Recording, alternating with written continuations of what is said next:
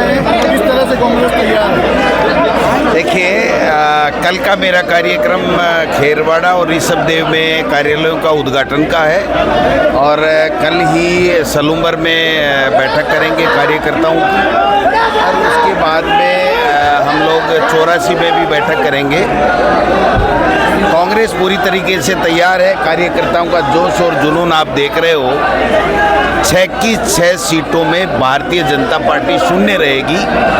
पहले भी शून्य का था, लेकिन जब से भारतीय जनता पार्टी के प्रदेश प्रभारी आए हैं उसके बाद में ये तय हो गया है कि राजस्थान में 6 उपचुनाव में भारतीय जनता पार्टी को एक भी सीट नहीं मिल रही। ये जो उत्साह कार्यकर्ताओं का है, ये कार्यकर्ताओं का उत्साह है इस तानाशाही के खिलाफ, ये जो जुल्म कर रहे हैं उसके खिलाफ, और जिस प्रकार शांतिपूर्वक अपना विरोध प्रदर्शन कर रहे बच्चों को जिस प्रकार से भारतीय जनता पार्टी के नेताओं ने और मुख्यमंत्री जी ने, जो गृह मंत्री भी हैं, उन्होंने इन बच्चों को प्रताड़ित करने का काम किया।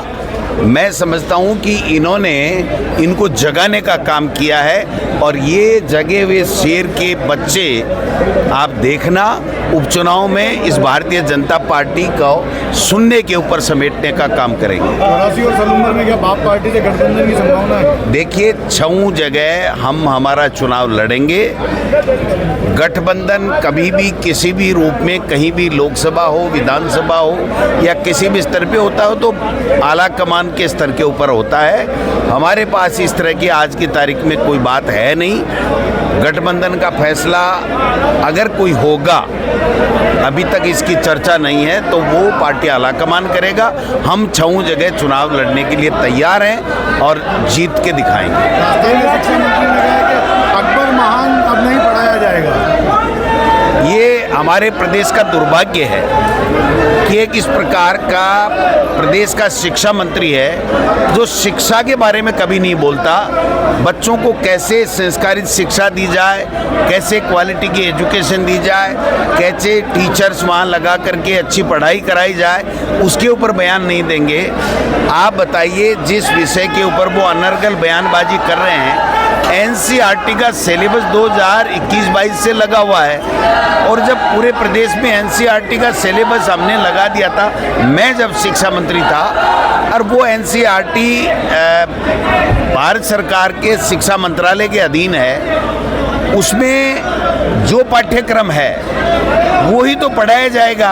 अब वो कह रहे हैं उन किताबों को जला देंगे, तो क्या मोदी जी और मोदी जी की सरकार के शिक्षा मंत्री के अधीन एनसीईआरटी जो पाठ्यक्रम बनाया गया है उसको ही वो जलाएंगे? तो ऐसे विवेकहीन और अमर्यादित और केवल धार्मिक उन्माद फैलाने की और नफरत फैलाने की विचारधारा को, जो आरएसएस की विचारधारा है, उसको लेकर के ये दर दर घूम रहे हैं। ये भी बीजेपी के प्रभारी की तरह कांग्रेस को मजबूत करने में हमें मदद कर रहे हैं और भारतीय जनता पार्टी का पूरी तरीके से खात्मा करने में। एक तरफ तो मुख्यमंत्री जी हैं जो उनका कोई विजन नहीं, वो कोई बोलते नहीं, कोई निर्णय लेते नहीं। आपने देखा होगा 9 महीने में एक निर्णय बता दीजिए। और एक ये शिक्षा मंत्री जी हैं जो 5 निर्णय एजुकेशन के मामले में लिए और 5 के 5 निर्णय पे यूटर्न इन्होंने ले लिया। अभी एक ताज़ा बयान दिया उन्होंने कि शीतकालीन अवकाश परिस्थितियां देख के होगा। आप बताइए कि क्या जो सर्दी है वो हर जिले में एक समय पे आती है, प्रदेश के हर कोने में एक समय पे आती है, और जो शिविरा पंचांग है वो इन्होंने ही जारी किया है, इनकी कलम से जारी किया है। जब इन्होंने शिविरा पंचांग में जो छुट्टियां दिखाई हैं शिक्षा विभाग में, क्या उसको इन्होंने बदल दिया क्या? और बदल दिया तो आप बताइए, जो अवकाश होते हैं वो पूर्व निर्धारित इसलिए किए जाते हैं, जो मैं समझता हूँ, मैं शिक्षा मंत्री रहा हूँ, जिससे हर व्यक्ति, टीचर हो, अभिभावक हो, बच्चा हो, वो अपने आगे का कार्यक्रम तय कर लेता है कि मुझे कहाँ जाना है, कहाँ उन छुट्टियों में, समर वेकेशन में क्या प्लानिंग करनी है। ये मर्जी है जैसे कह रहे हैं कि साहब जहाँ जहाँ जब जब सर्दियाँ होगी तब तब कर दूंगा। 2 दिन पढ़ेंगी, फिर 1 महीने नहीं पढ़ेगी, फिर 1 दिन पढ़ेगी, तो क्या ऐसे फैसले करेंगे? इसलिए कि शिक्षा से संबंधी कोई फैसला नहीं कर रहे हैं। इनको आरएसएस ने केवल इसलिए छोड़ रखा है कि आप अनर्गल बयानबाजी करो, कांग्रेस के नेताओं को गाली दो, हिंदू मुस्लिम की नफरत फैलाने का काम करो। मैं समझता हूं कि ये प्रदेश का दुर्भाग्य है कि जो मुख्यमंत्री जिनको बनाया है पर्ची से, वो कोई निर्णय ले नहीं पाते हैं। एक मंत्री 2 महीने से उनका इस्तीफा हवा में है। अब वो कल ये कह रहे हैं कि मुझे पता ही नहीं मैं क्या हूँ और मैं मंत्री हूँ कि नहीं हूँ।